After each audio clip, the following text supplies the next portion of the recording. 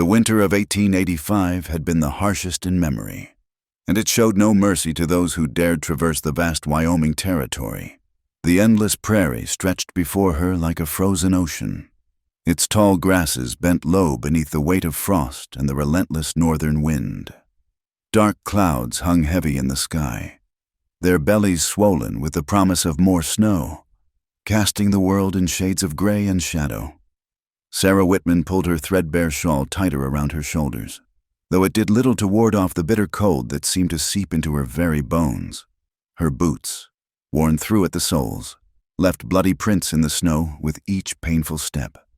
She had been walking for 3 days now, ever since she'd fled the last town that had turned its back on her.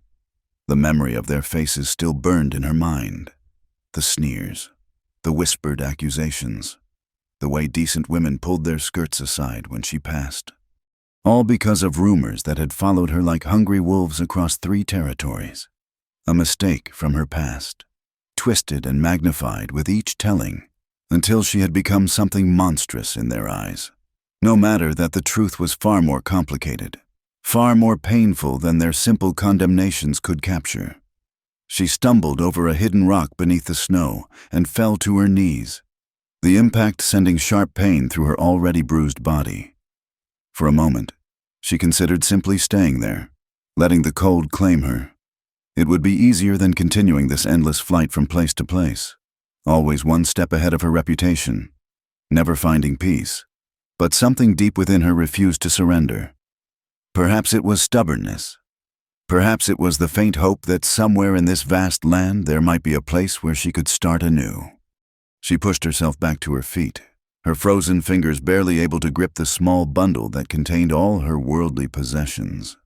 The wind picked up, howling across the prairie like the voices of the dead. Snow began to fall, first in scattered flakes, then in thick curtains that obscured the world beyond a few feet. Sarah's heart clenched with fear. She had survived much, but a blizzard on the open prairie was a death sentence. She forced herself forward, no longer sure of her direction, guided only by the desperate need to find shelter. Her limbs grew heavier with each step, her thoughts becoming sluggish as the cold crept deeper into her body. Time lost meaning in the white void that surrounded her. Just when she thought she could go no further, when her legs threatened to give out entirely, she saw it, a faint glow through the swirling snow. At first, she thought it might be a hallucination, her mind's final gift before the end. But as she stumbled toward it, the light grew stronger, more real. It was a window, golden lamplight spilling out into the storm. Beyond it, she could make out the solid shape of a ranch house, low and sturdy against the elements. Smoke rose from a chimney, quickly torn away by the wind, but promising warmth within. Sarah dragged herself to the door, her frozen hands barely able to form a fist to knock. The sound was pathetically weak against the thick wood, swallowed by the storm. She tried again, harder this time, using the last of her strength. The door opened suddenly, and she found herself looking up at a man who seemed to fill the entire doorway. He was tall and broad-shouldered, with dark hair that needed cutting and a face weathered by sun and wind. His eyes, a deep brown like good earth, regarded her with immediate suspicion. "Please," she managed through chattering teeth. "The storm." He stood there for a long moment, taking in her appearance, the torn dress, the frost in her hair, the desperation in her eyes. She could see him weighing his options, could almost hear him thinking of all the reasons he should close the door in her face. A lone woman appearing out of nowhere in a blizzard could mean trouble in more ways than one. But something in her face, perhaps the very real possibility that she would die on his doorstep if he turned her away, made him step aside. "Get in," he said gruffly, his voice deep and rough as untanned leather. Sarah stumbled past him into blessed warmth. The interior of the ranch house was simple but well kept. A large stone fireplace dominated one wall, flames crackling cheerfully within. The furniture was handmade but sturdy, a table, 2 chairs, a bed in the corner partially hidden by a curtain. Everything spoke of a man living alone, making do with what he needed and nothing more. She stood there shivering violently, puddles forming around her feet as the snow melted from her clothes. The man closed the door against the storm and moved past her to the fireplace. Adding another log to the flames, "Sit," he commanded, pointing to one of the chairs. "Before you fall down." Sarah obeyed, her legs giving out the moment she reached the chair. The heat from the fire seemed almost painful against her frozen skin, but she leaned toward it eagerly, desperate for its warmth. The man disappeared into what must have been a storage room and returned with a heavy blanket, which he draped around her shoulders without ceremony. Then he moved to the stove and poured something from a pot that had been simmering there. "Coffee," he said, pressing a tin cup into her trembling hands. "It's strong and hot. Drink it slow." The first sip burned her throat, but it was a welcome pain. She could feel the warmth spreading through her chest, pushing back the deadly cold that had taken residence in her bones. "Thank you," she whispered, her voice hoarse. He settled into the other chair, studying her with those dark eyes. She could feel him cataloging every detail: her youth, her beauty despite the dirt and exhaustion, the quality of her dress beneath the wear and tear. She knew what he was thinking, what any man would think finding a young woman alone in such circumstances. "Name's Clayton Reed," he said finally. "This is my ranch, such as it is." "Sarah," she replied, then hesitated. Using her full name had brought nothing but trouble. "Just Sarah." He nodded, accepting the obvious evasion without comment. "Storm's going to last through the night at least, maybe longer." He paused, and she could see him struggling with what to say next. "You running from something? Or someone?"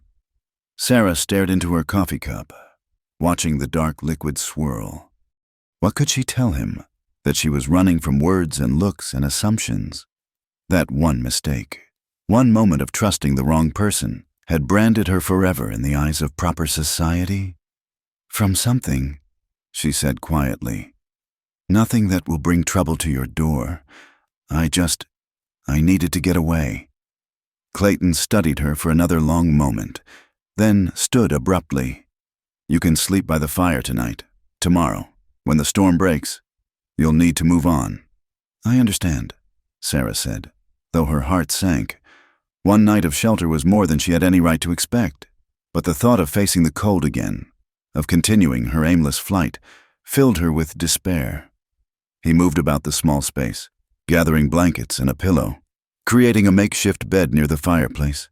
His movements were efficient, purposeful, those of a man accustomed to taking care of himself and no one else. Outside, the wind screamed like a living thing, rattling the windows and testing the walls. But inside, there was warmth and light and, for the moment at least, safety. Sarah wrapped the blanket tighter around herself, feeling truly warm for the first time in days. As the night deepened and the storm raged on, she watched Clayton Reed from beneath her lashes. He sat at the table, working on repairing a piece of leather tack by lamplight, his hands steady and sure. There was something solid about him, something that spoke of a man who had faced his own storms and survived them. She wondered what had brought him to this lonely ranch, miles from the nearest town. What made a man choose such isolation? Perhaps he, too, was running from something. Or perhaps he had simply found peace in the solitude, in the harsh beauty of the prairie. Whatever his reasons, Sarah was grateful. Tomorrow would bring new challenges, new fears. But tonight, she was safe from the storm, both the one raging outside and the one that had driven her here. It was enough. For now, it was enough. The ranch house was simple but spoke of careful maintenance. The log walls were chinked tight against the weather, and the plank floor was swept clean. The smell of wood smoke mixed with leather and coffee created an oddly comforting atmosphere. Sarah sat close to the fire, still wrapped in the blanket Clayton had given her, watching the flames dance while the storm continued its assault outside. Clayton moved about the room with quiet efficiency, checking the windows, adding wood to the fire, his presence both reassuring and unsettling. She could feel his eyes on her occasionally, Quick glances that tried to piece together her story without asking. "You should eat something," he said finally, moving to a shelf where supplies were neatly arranged. "When's the last time you had a proper meal?" Sarah tried to remember. The last town had driven her out before she could purchase supplies, and the town before that. 3 days, she admitted quietly. Maybe 4. She heard him mutter something under his breath that might have been a curse. Soon the smell of cooking filled the small space, salt pork and beans. Simple fare, but it made her stomach clench with hunger. They ate in relative silence. The only sounds, the crackling fire and the wind's relentless howling. Sarah forced herself to eat slowly despite her hunger, aware of how her desperation must appear to him. When she finished, she set down her plate carefully. "Thank you," she said, "for the food and the shelter." Clayton studied her across the table, his dark eyes unreadable. "Storm's getting worse," he observed. "Temperature's dropping fast. Wouldn't last an hour out there, even come daylight." Sarah's hands tightened on the blanket. She had hoped the storm might break by morning, that she could continue on her way before wearing out what little welcome she had. The thought of imposing further on his hospitality filled her with dread. I have nowhere else to go," she heard herself say, the words tumbling out before she could stop them. "Every town I reach, the stories have already arrived before me. They twist everything, make me into something I'm not." Her voice cracked slightly. "I just wanted to start over somewhere, but there's nowhere far enough." "What stories?" His voice was neutral, but she could sense the wariness beneath. Sarah stared at her hands, debating how much to reveal. "I was engaged once, to a merchant's son back in Missouri, James Hartley. He was charming, said all the right things. I believed him when he said we'd be married soon, that we didn't need to wait for all the formal ceremonies." She laughed bitterly. "I was young, foolish. When I told him about the consequences of our private promises, he denied everything, said I was trying to trap him, that I was no better than a—" She couldn't finish the sentence. "The baby?" Clayton asked quietly. "Lost it," Sarah whispered. "The shock. The doctor said maybe it was God's mercy. But by then, James had already told his version to everyone who would listen. His family had influence, money. My reputation was ruined overnight. I've been running ever since, but the stories follow me like ghosts." The silence stretched between them, broken only by the storm. Sarah waited for the familiar look of disgust or calculation to cross his face, for him to decide she was exactly what the rumors claimed. Instead, Clayton stood and moved to the window, peering out into the white void beyond. "This storm's likely to last days," he said finally. "You can't go back out in it." "I don't want to bring trouble to you," Sarah said quickly. "If people knew I was here—" "People don't come out here," he interrupted. "Nearest neighbor is 15 miles east. Town's 20 miles south. I see another soul maybe once a month, if that." Sarah sensed there was a story there too, a reason for his self-imposed isolation, but she didn't dare ask. Instead, she watched as he seemed to wage some internal battle, his jaw tight with tension. "You can stay until the storm breaks," he said finally. "Sleep by the fire. Keep to yourself. When it clears, I'll give you supplies and you move on." "I could work," Sarah said desperately, sensing the reluctance in his offer. "I can cook, clean, mend.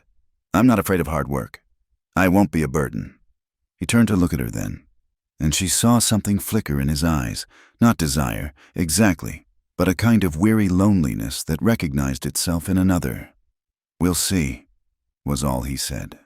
The wind picked up outside, rattling the windows with renewed fury. The temperature continued to drop until even near the fire. Sarah could feel the cold pressing in from all sides.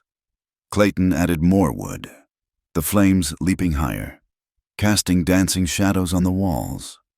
As the night wore on, Sarah found herself studying her reluctant host. He was perhaps 35, with the kind of solid build that came from years of hard physical labor. His hands were scarred and calloused, but gentle in their movements.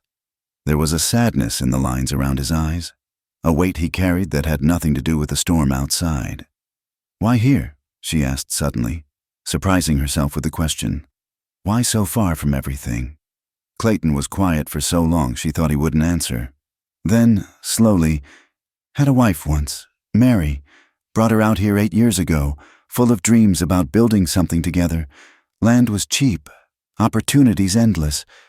He stared into the fire. "Fever took her the 3rd winter, buried her on the hill behind the house. Thought about leaving, but..." He shrugged. "This place has her memory in it. Couldn't abandon that too." Sarah felt tears prick her eyes. "I'm sorry." "Long time ago," he said gruffly. But she could hear the lie in it. Some wounds never fully healed, no matter how much time passed. The storm grew worse as the hours crawled by. At some point, Clayton insisted she take his bed while he made a pallet on the floor. Sarah protested, but he wouldn't hear it. "You're exhausted and half frozen," he said firmly. "Take the bed. It's not a matter for discussion." She lay there in the dark, listening to the storm, and trying not to think about how tomorrow or the next day she would have to leave this unexpected haven. The bed smelled of leather and soap and something uniquely masculine. It had been so long since she'd felt safe, truly safe, that she'd almost forgotten what it was like. "Mr. Reed?" she called softly into the darkness. "Clayton," he corrected.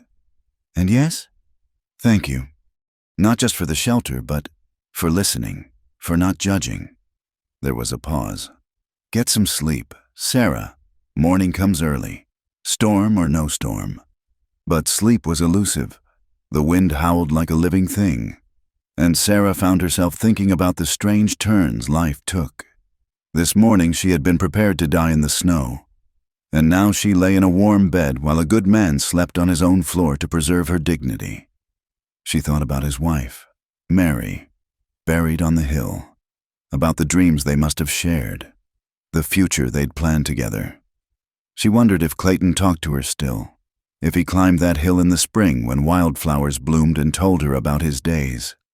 The thought of leaving when the storm cleared filled her with a dread that had nothing to do with the cold. But what choice did she have?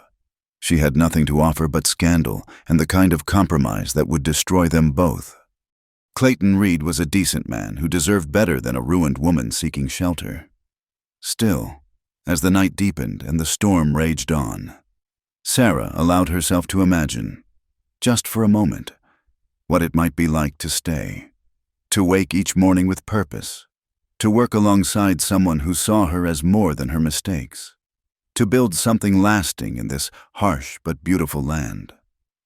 It was a foolish dream, and she knew it, but in the darkness, with the storm sealing them away from the world and all its cruel judgments, she held on to it like a prayer. The morning came gray and bitter, the storm still raging with undiminished fury. Sarah woke to find Clayton already up, stoking the fire and melting snow for water. The sight of him working quietly in the dim light, careful not to wake her, stirred something in her chest she didn't want to name. "The cattle," he said when he noticed her stirring. "They need tending, storm or no storm. Can't leave them without feed and water." Sarah sat up quickly. "I'll help." He looked skeptical. "It's dangerous work in this weather. The barn's only 50 yards out, but in this whiteout, might as well be 50 miles. "I said I wouldn't be a burden," Sarah insisted, already moving to dress. "I meant it." Clayton studied her for a moment, then nodded slowly. "There's an old coat of Mary's in the trunk, mittens too. You'll need them." Sarah found the items he mentioned, trying not to think about the woman who had worn them before. The coat was well-made wool, carefully preserved.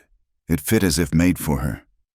Clayton strung a rope from the house to the barn, and they ventured out together into the screaming wind. The cold hit like a physical blow, stealing breath and thought. Sarah kept one hand on the rope, the other clutching a bucket of feed, fighting for each step through the deep drifts. The barn was a blessed refuge from the wind, though hardly warmer than outside. About 20 head of cattle stood in their stalls, lowing plaintively. Their breath formed clouds in the frigid air. Water barrels are frozen solid. Clayton said, examining them with a frown. Need to break the ice and haul fresh snow to melt. They worked in companionable silence, a rhythm developing between them. Clayton broke ice and hauled snow while Sarah distributed hay and grain. Despite the brutal cold, she found satisfaction in the work, in being useful. One of the cows, heavy with calf, was lying on her side, breathing hard. She's early, Clayton muttered, kneeling beside the animal.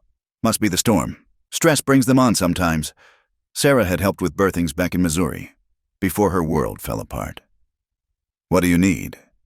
Steady hands and a strong stomach, he replied, already rolling up his sleeves despite the cold. The next hour was a battle against time and nature.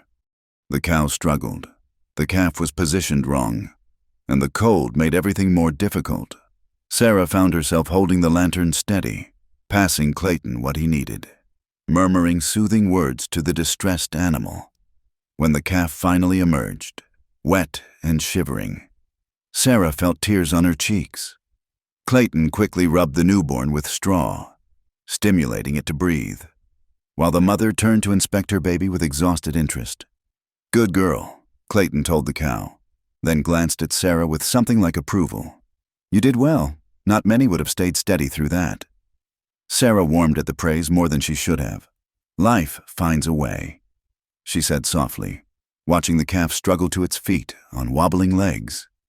Even in the worst storms, their eyes met across the stall, and something passed between them, an understanding, perhaps, or recognition of shared strength. Then Clayton cleared his throat and stood. Better get back before we freeze solid. The journey back to the house was even worse, the wind having picked up to near hurricane force. Sarah lost her grip on the rope once, the wind spinning her into the white void. For a terrifying moment, she was lost, directionless. The house vanished as if it had never existed. Then strong hands caught her, pulled her back to the rope. Clayton's arm went around her waist, holding her steady as they fought their way back together. By the time they stumbled through the door, both were shaking with cold and exhaustion. That was foolish, Clayton said once they were safe inside, helping her out of the frozen coat. Should have waited. The animals couldn't wait, Sarah replied through chattering teeth. And neither could that calf. He looked at her strangely, then moved to pour hot coffee for them both. As feeling returned to her fingers and toes, Sarah became aware of how naturally they had worked together, how right it had felt. You've done that before, Clayton observed. Birthing calves. My uncle had a small farm, Sarah explained. Before everything. I spent summers there as a girl, learned about animals, growing things. She smiled sadly. Seems like a lifetime ago. Skills don't disappear, he said. Just get buried sometimes. They spent the rest of the day in the house, the storm making further ventures impossible. Sarah mended tears in Clayton's work clothes while he repaired harnesses and checked his rifles. They talked carefully, sharing small pieces of their pasts like traders exchanging goods. She learned he had fought in the war between the states, though he didn't say for which side. He had seen too much death, he said, wanted only peace after that. That's what had brought him and Mary west. The promise of land and solitude, a chance to build something with his hands instead of destroying. Sarah told him about teaching Sunday school before her fall from grace, about her love of books and music, about the dreams she'd once harbored of having a large family and a home filled with laughter. Still could, Clayton said quietly, not looking up from his work. No, Sarah said with quiet certainty. That life isn't possible for someone like me now. The best I can hope for is to find somewhere remote enough that the stories won't follow, where I can work honestly and be left alone. Being alone isn't much of a life, Clayton said, and she heard the weight of experience in his words. Neither is being scorned and whispered about everywhere you go. Sarah countered. At least alone, there's dignity. That evening, as they shared another simple meal, the tension in the small space shifted. There was an awareness now, born of their shared labor and careful conversations. Sarah caught Clayton watching her when he thought she wasn't looking, and she found herself studying the strong lines of his face, the way his hands moved with such careful precision. "Storm might last another day or two," he said finally. "Maybe more." "I'm sorry to impose for so long," Sarah began, but he waved her words away. "Not an imposition," he said gruffly. "Been good to have help with the animals.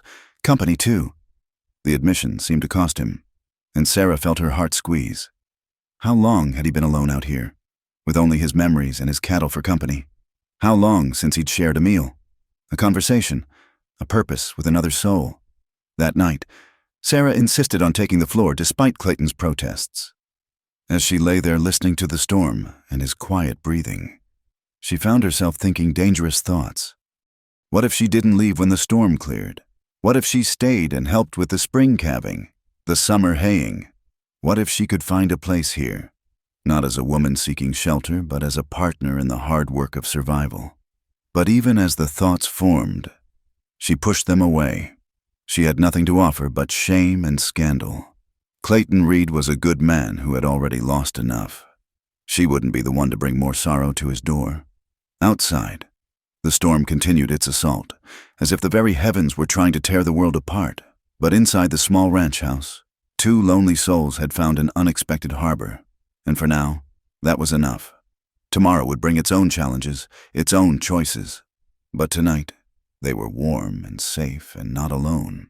And in the harsh Wyoming winter, that was its own kind of miracle. The fourth day of the storm brought a new crisis.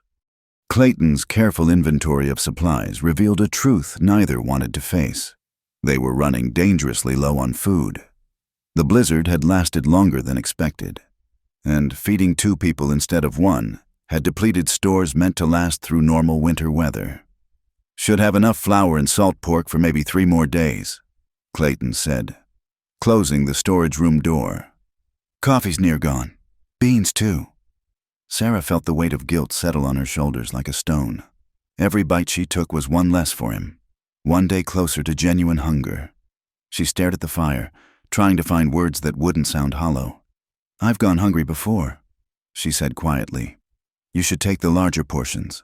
This is your home, your supplies, not how it works." Clayton replied firmly. "You're here, under my roof. That makes you my responsibility." "I'm not your responsibility," Sarah protested. "I'm just someone who knocked on your door in a storm." He turned to look at her then, something fierce in his eyes. "Maybe that's how it started. But you've pulled your weight, helped with the cattle, probably saved that calf and its mother. That makes you more than a stranger seeking shelter." The words warmed her even as they increased her guilt. That evening, she ate only half her portion, claiming she wasn't hungry despite the hollow ache in her stomach. Clayton noticed. She could tell by the way his jaw tightened, but he didn't comment. The night grew colder than any before. The fire struggled against the frigid air, seeping through every tiny gap in the walls. Sarah lay on her pallet, shivering despite the blankets, her body weakened by days of stress and too little food.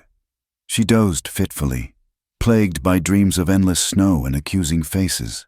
Sometime in the darkest hours, she woke to find Clayton adding wood to the fire, moving quietly in the dim light.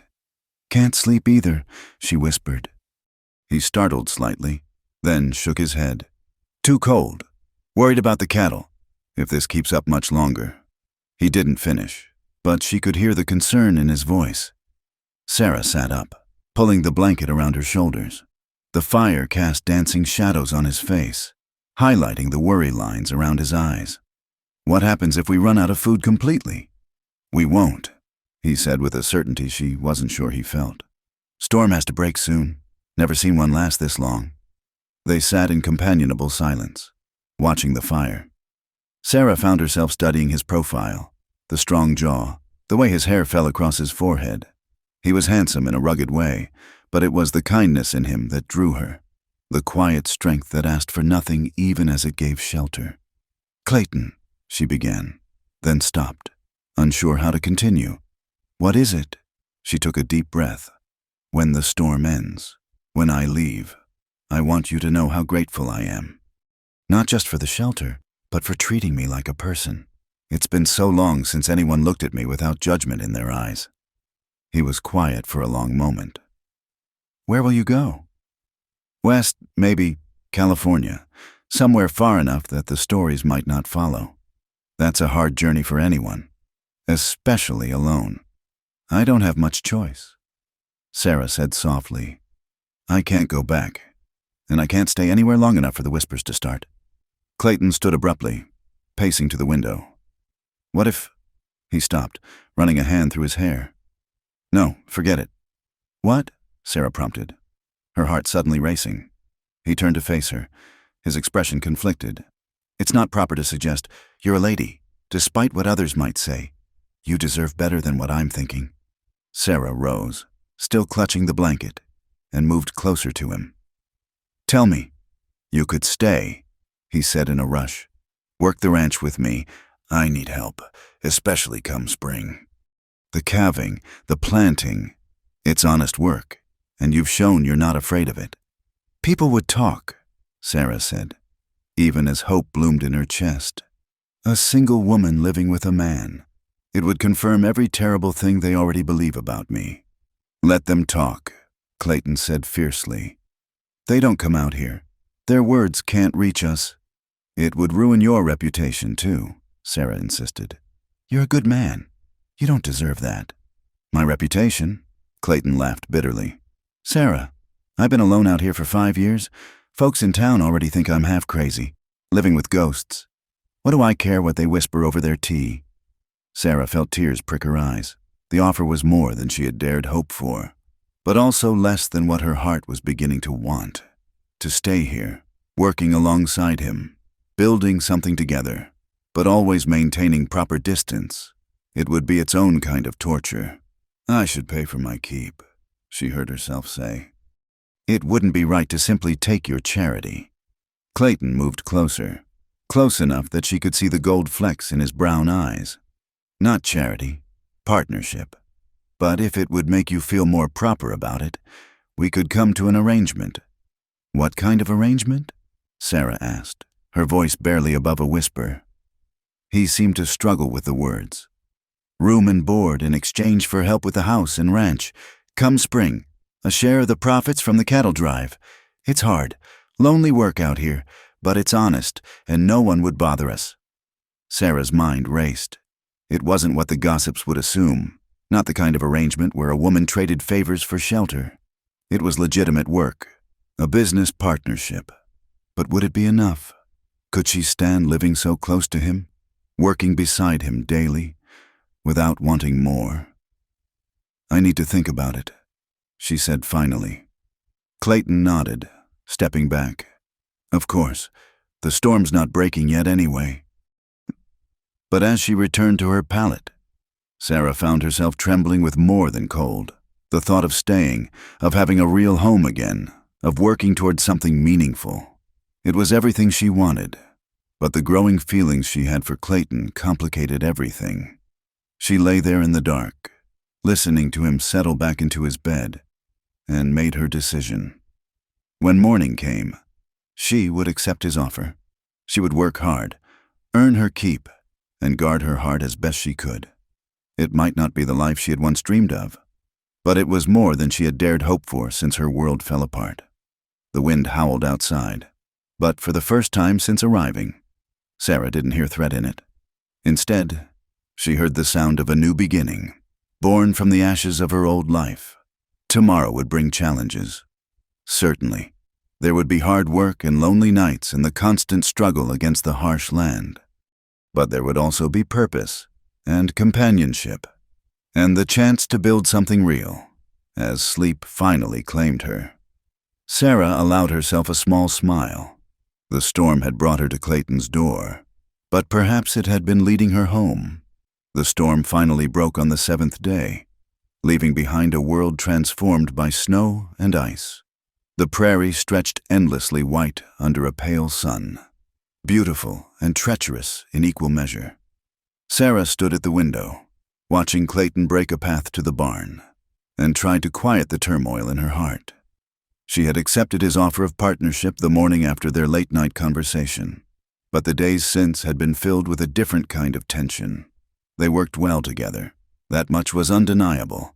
But there were moments when their hands brushed passing tools, when their eyes met across the dinner table. That left her breathless and aching. The worst part was knowing he felt it too. She could see it in the way he sometimes stopped mid-sentence when looking at her, in how he found excuses to work in the barn when the close quarters of the house became too charged with unspoken feelings. With the storm past, they could finally assess the damage. Several chickens had frozen in their coop, and they'd lost 2 of the older cattle. The survivors were gaunt and stressed, requiring constant care. Sarah threw herself into the work, grateful for the distraction from her growing feelings. It was while checking on the new calf that trouble first appeared on the horizon. Clayton spotted them first, 3 riders approaching from the direction of town, dark specks against the white landscape. "Get inside," he told Sarah quietly, his hand moving to the rifle always near at hand. "I'm not hiding," Sarah protested. "We're partners, remember?" His jaw tightened, but he nodded. They stood together on the porch as the riders approached, Sarah recognizing the type even before she could see their faces clearly. Hard men, the kind who haunted the territories looking for easy prey or quick profit. "Clayton Reed," the lead rider called out as they reached the yard. He was a lean man with cold eyes and a week's worth of stubble. "Heard in town you were harboring a woman out here." "What business is that of yours, Hutchins?" Clayton replied evenly. Hutchins smiled, revealing tobacco-stained teeth. "Well now, depends on the woman, doesn't it? There's been talk about a certain female of questionable virtue fleeing through these parts. Thought maybe we'd come see if you needed any help managing the situation." Sarah felt ice in her veins that had nothing to do with the cold. She recognized the look in their eyes, had seen it in too many towns before. These weren't lawmen or moral crusaders. They were predators who used reputation as an excuse for their baser desires. "The lady is here as my employee," Clayton said firmly. "She helps with the house and livestock in exchange for room and board, all proper and above board." "Is that so?" Another rider, younger and meaner looking, leered at Sarah. "Mighty convenient arrangement. Maybe she'd like to hear about other opportunities.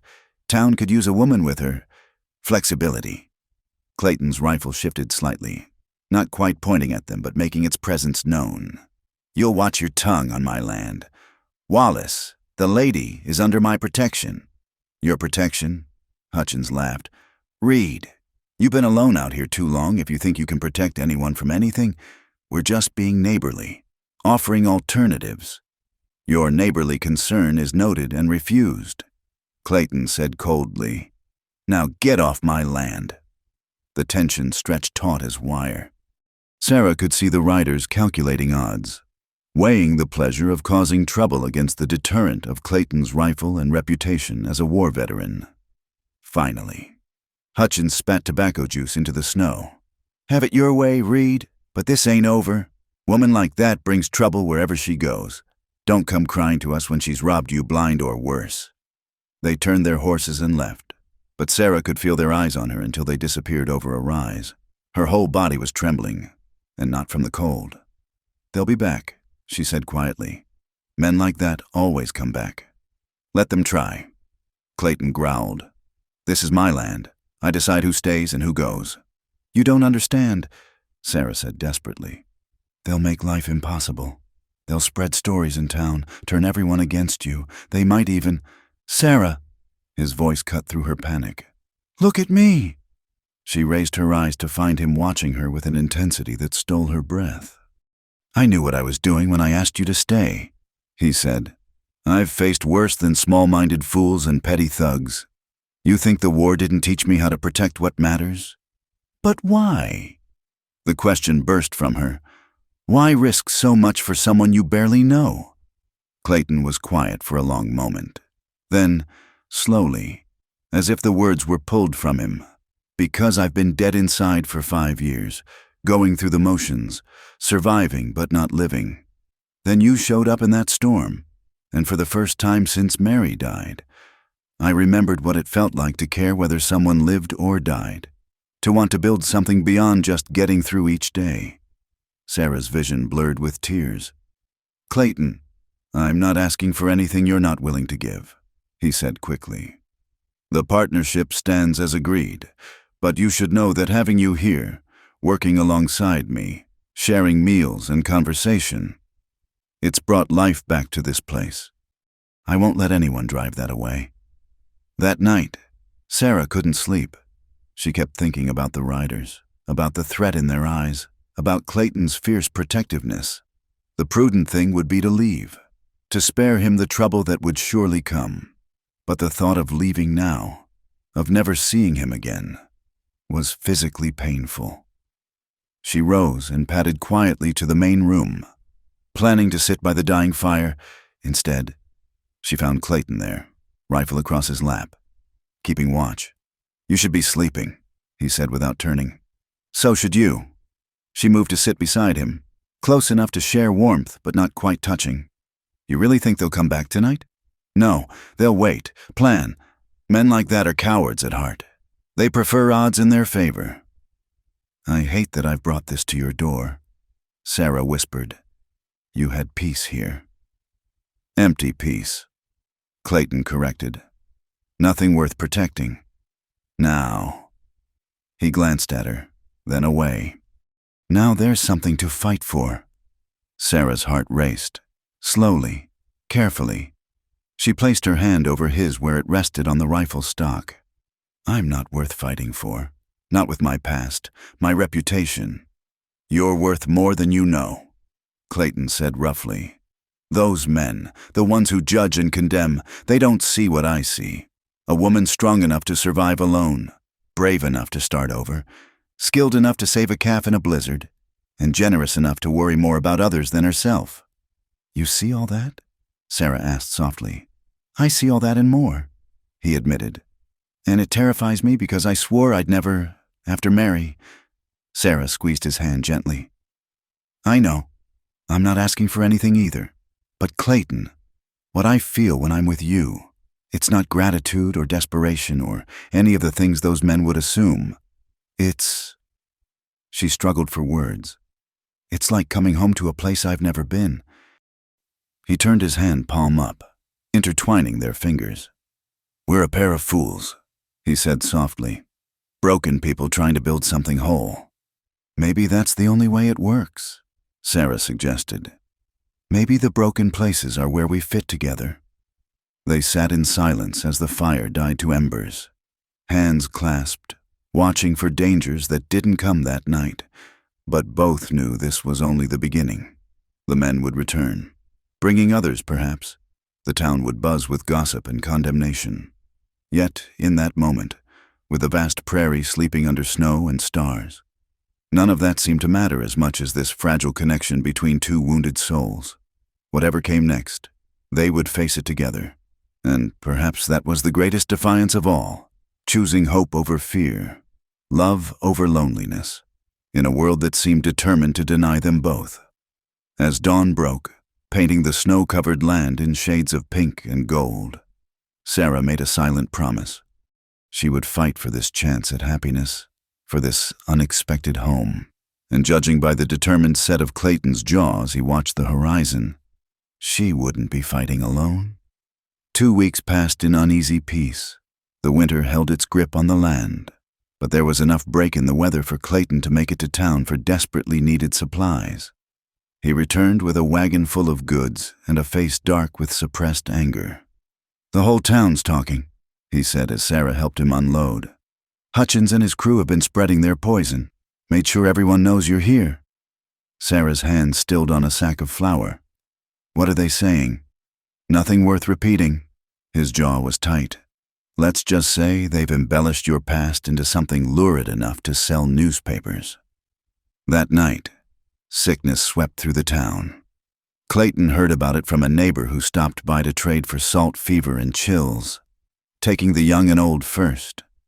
Within days, it had become an epidemic. "It's punishment," Sarah said bitterly when they heard. "That's what they'll say.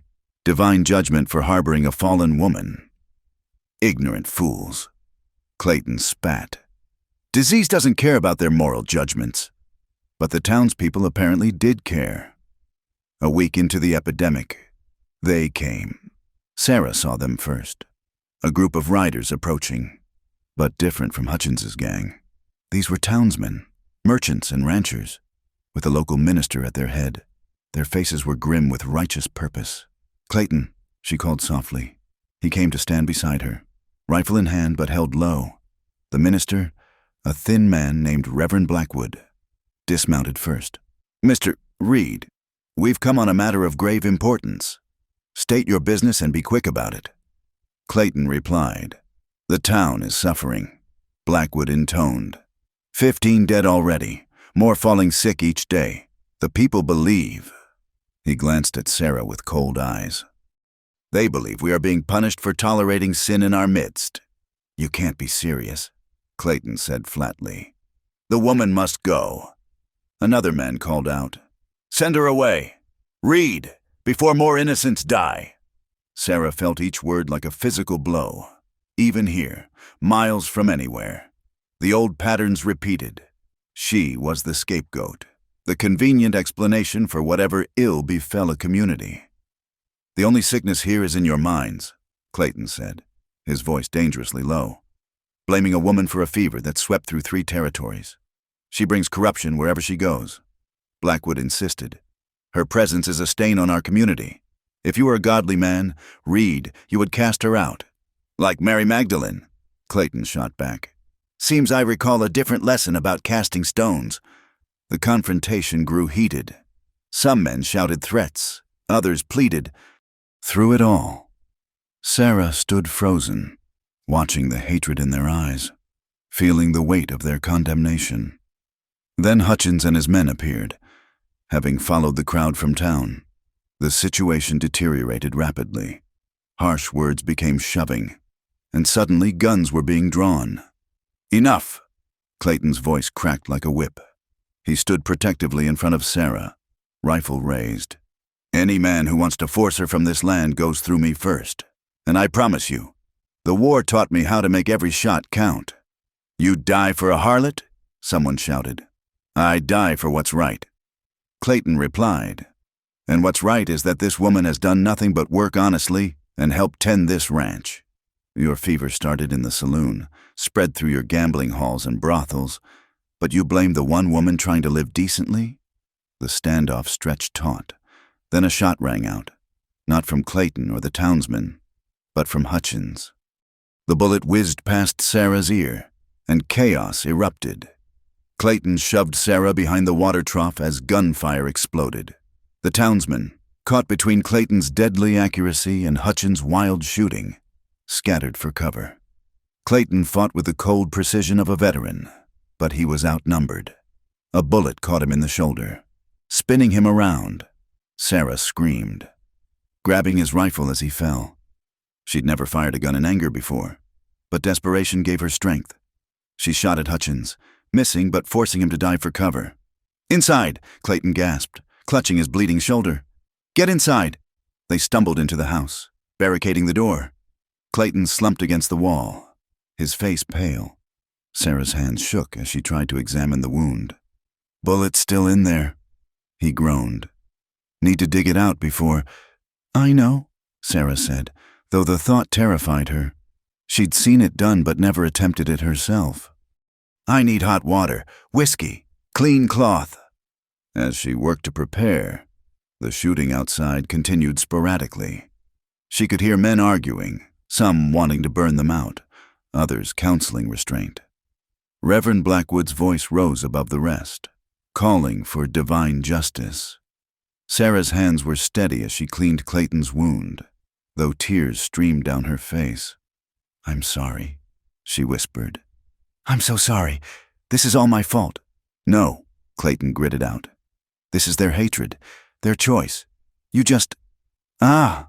He bit back a cry as she probed for the bullet. "You just showed them who they really are." The procedure was agonizing for both of them. Sarah worked as quickly as she dared, finally extracting the bullet and packing the wound. Clayton had passed out from the pain, and she held him close, feeling his heartbeat against her palm. Outside, night was falling.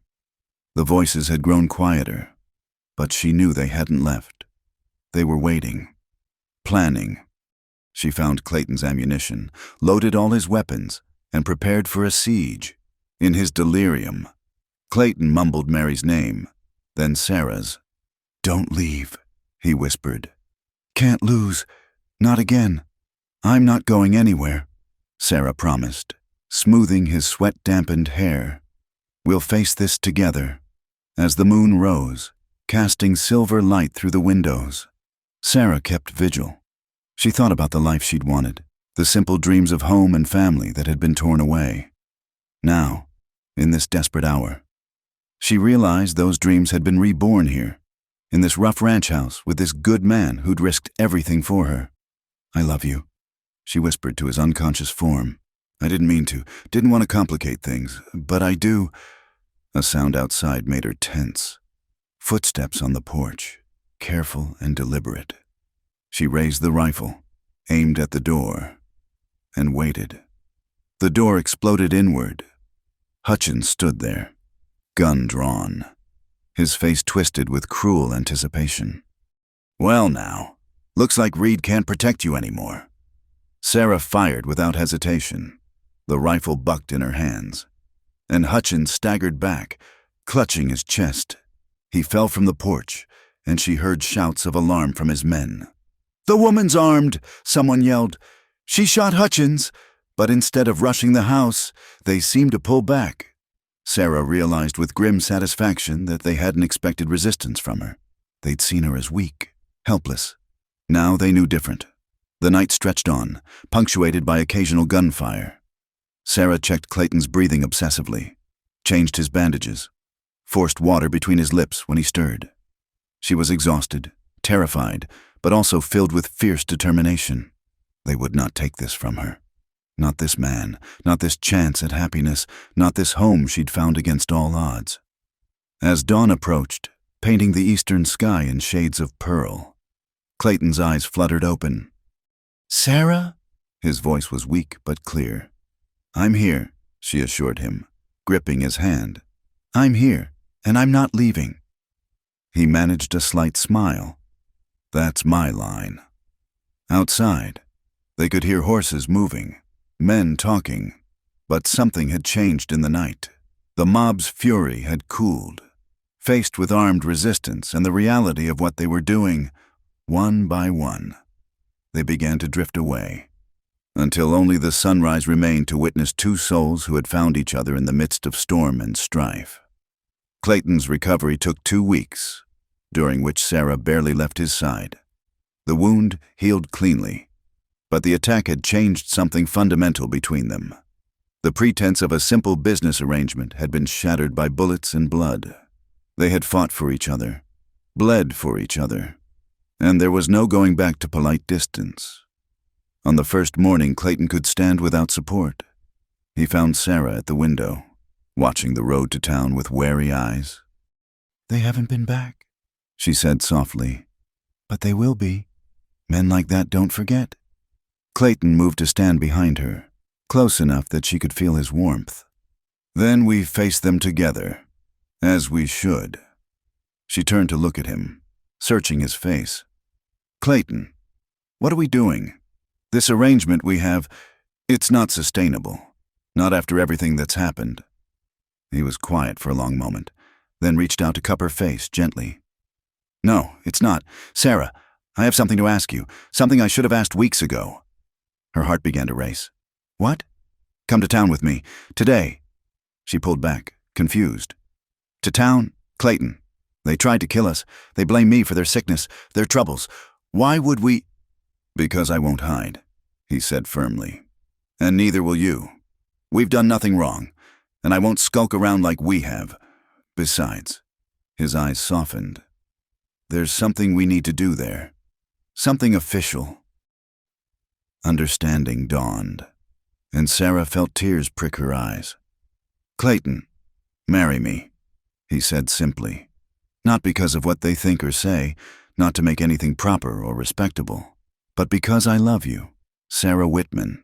Because these weeks with you have shown me what living really means. Because I want to give you my name, my home, my life, not as employer to worker, but as husband to wife. Sarah's tears fell freely now. I have nothing to offer you but scandal and a ruined reputation. You have everything to offer, Clayton countered. Your strength, your kindness, your courage, the way you fought for me, for us, the way you make this empty house feel like home. That's worth more than all the respectability in the world. Yes, she whispered. Then louder. Yes, I'll marry you. They prepared carefully for the trip to town. Clayton wore his best clothes and strapped on his gun belt. Sarah put on Mary's good dress. Clayton had insisted she use anything she needed from Mary's things, saying his late wife would have wanted it so, looking in the small mirror. Sarah barely recognized herself.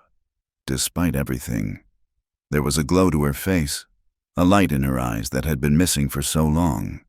The ride to town was tense. People stopped in the streets to stare as they passed. Whispers followed in their wake like ripples on water, but Clayton kept his horse close to hers, his presence a solid comfort.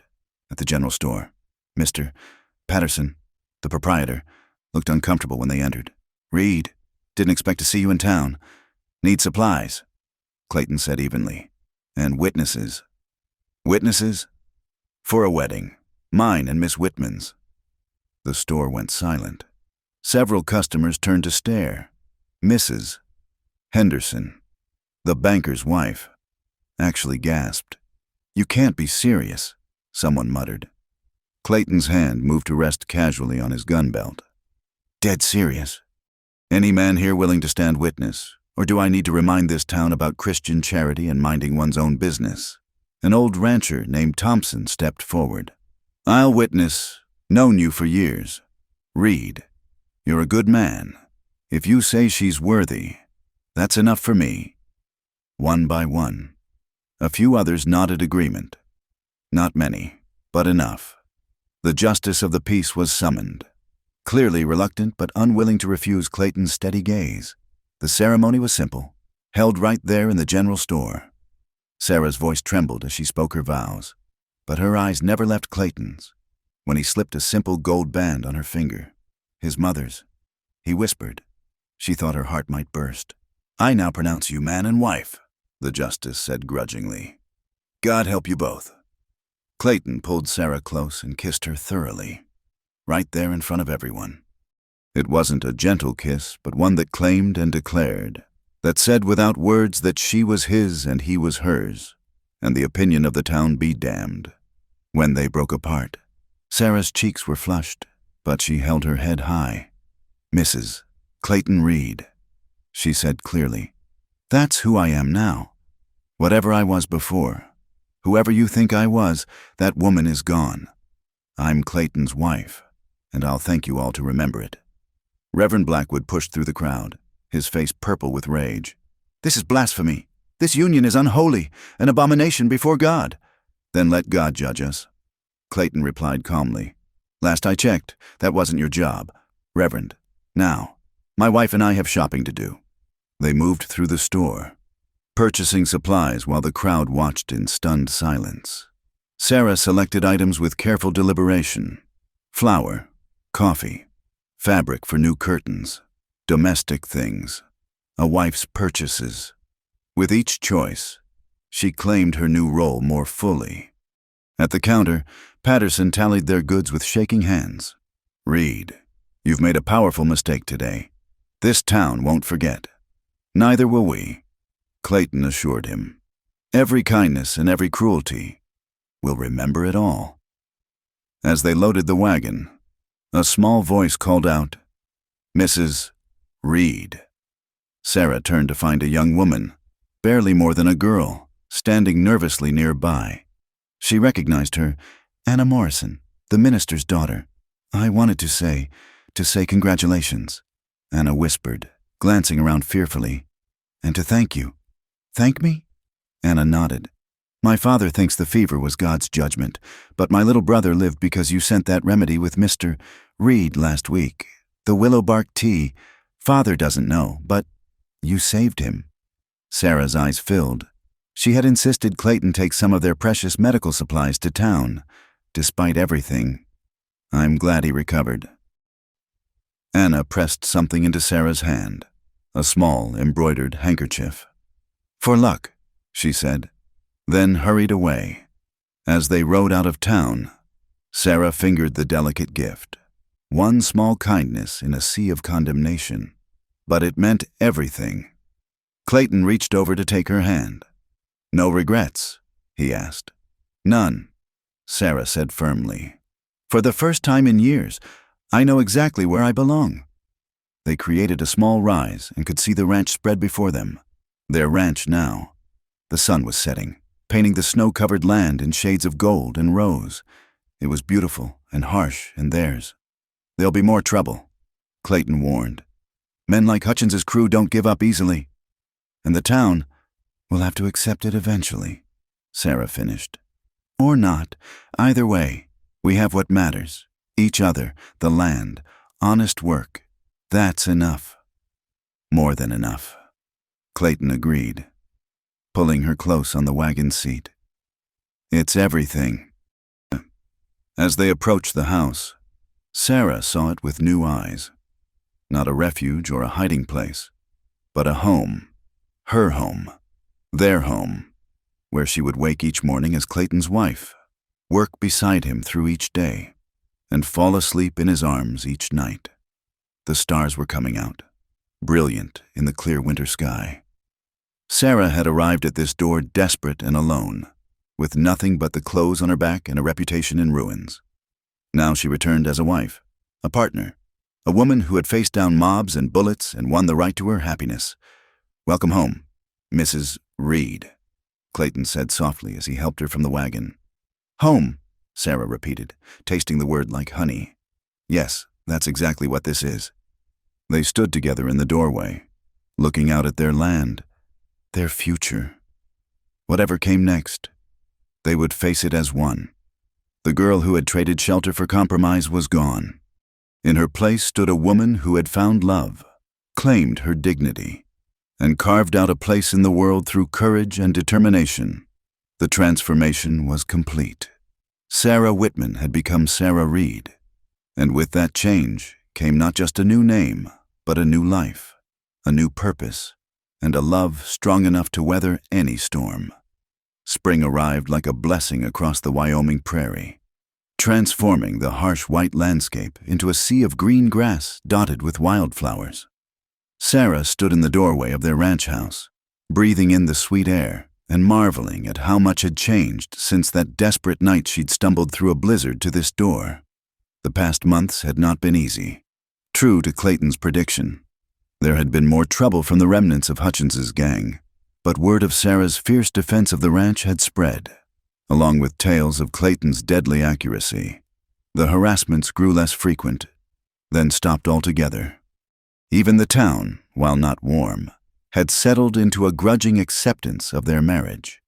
"Admiring the view. Mrs. Reed." Clayton's arms encircled her from behind, and she leaned back into his solid warmth. "Admiring our future," she corrected, gesturing to the green fields where their cattle grazed contentedly. The spring calving had been successful, with 20 healthy new additions to their herd. Sarah had helped deliver half of them herself, no longer the desperate woman seeking shelter, but a true partner in every sense. They walked together to the small rise behind the house where Mary was buried. Clayton visited less frequently now, the sharp edge of grief softened by new happiness. Sarah had planted wildflowers around the simple headstone, and they bloomed now in profusion. "She would have liked you," Clayton said quietly, "would have admired your strength." "I hope so," Sarah replied, squeezing his hand. "I like to think she led me here somehow, through the storm, to you." They stood in comfortable silence, remembering the past while embracing the present. The sound of approaching horses drew their attention back to the ranch. 3 riders were coming up the trail, but Sarah felt no fear. She recognized them now, the Patterson family from town. "Mr. Reed! Mrs. Reed!" Young Tom Patterson called out, waving enthusiastically. His parents followed more sedately, but Sarah noticed Mrs. Patterson's expression had lost its former coldness. "What brings you out here?" Clayton asked as they approached. "Mr." Patterson cleared his throat awkwardly. "Well, it's like this. The town council met last week. With the spring drive starting soon, we need every hand we can get, and, well," he glanced at his wife, "what my husband is trying to say, Mrs. Patterson interjected, is that we've been fools. You've proven yourselves good neighbors despite our treatment. The medicine you sent during the fever saved lives, including our nephew. We've come to apologize and to invite you to the spring social next week." Sarah felt tears prick her eyes. After months of isolation, this olive branch meant more than they could know. "We appreciate that, Mrs. Patterson." "Please, call me Margaret," the woman said, actually smiling. "I've brought a peace offering." She handed Sarah a basket containing fresh bread and preserves. "And perhaps we could exchange recipes sometime. I hear you make the best venison stew in the territory." The visit marked a turning point. Slowly, carefully. Sarah and Clayton were woven into the fabric of the community. Not everyone accepted them. Reverend Blackwood still preached his fire and brimstone, but enough did that they no longer felt completely isolated. The spring social was Sarah's first real test. She wore a new dress she'd made herself, soft blue cotton that brought out her eyes. Clayton looked handsome in his Sunday best, his weathered face gentle with pride as he escorted her into the decorated barn. There were whispers. Of course, there always would be. But there were also nods of greeting, invitations to dance, requests for her stew recipe. When the fiddler struck up a waltz, Clayton led her onto the floor with all the grace of a man who'd learned to dance before the war took his innocence. "You're beautiful," he murmured as they swayed together. "The most beautiful woman here." "Flatterer," she accused, but her smile was radiant. "Though I'll allow it from my husband." As they danced, Sarah caught sight of Anna Morrison watching from the corner. The girl still looked haunted by her father's rigid beliefs. But she smiled tentatively when Sarah waved. Small victories, Sarah thought. Hearts and minds changed one at a time. Later that week, as they worked side by side building a new chicken coop, Clayton brought up something they'd both been thinking about.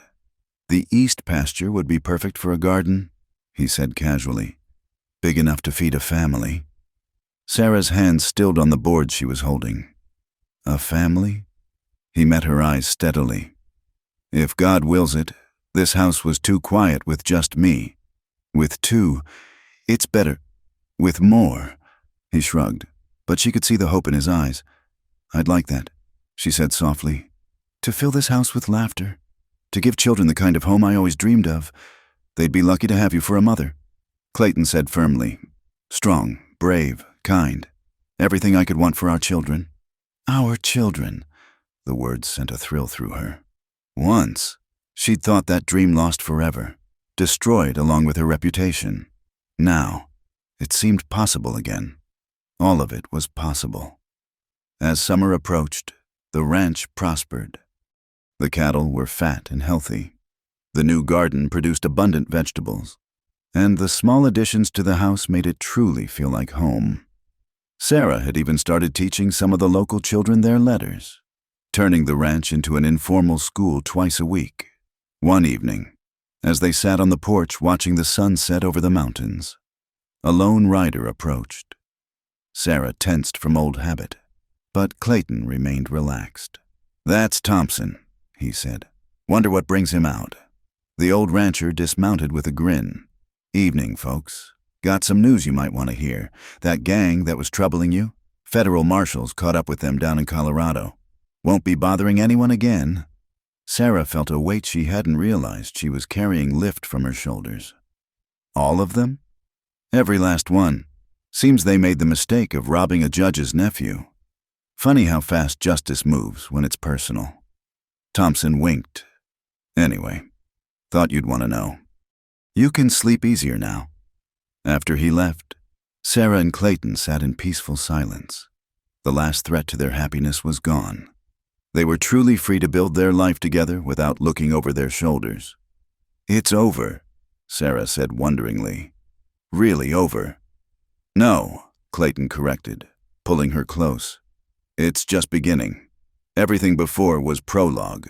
This, you and me, our ranch, our future. This is the real story. As if to underscore his words, a shooting star streaked across the darkening sky. Sarah had arrived at this ranch broken and desperate, trading shelter for compromise, expecting nothing but survival. Instead, she'd found love, dignity, purpose, and a home. "I love you, Clayton Reed," she said, meaning it with every fiber of her being. "And I love you, Sarah Reed," he replied, sealing the words with a kiss, forever and always. The stars emerged one by one, bearing witness to a love that had weathered storms, both natural and human.